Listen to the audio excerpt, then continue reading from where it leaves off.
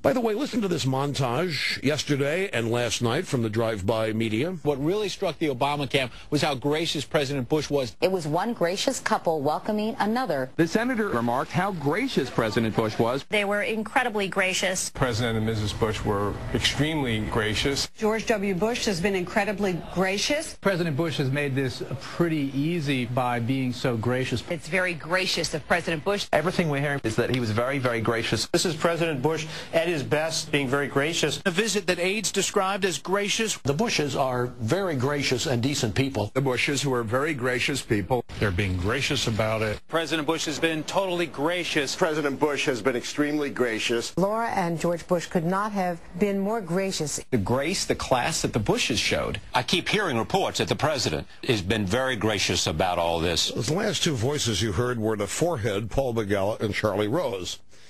Now, this is beyond absurd, and it is infuriating, because whatever you think on policy, all of these people have known for 8 years what a decent and gracious man George W. Bush is. They sought to destroy him. He didn't fight back. Now, all of a sudden, that he's being nice to Obama. He's being nice to the Messiah. Well, look at what a gracious and decent guy George W. Bush. It's another indictment, the unprofessionalism of journalists today.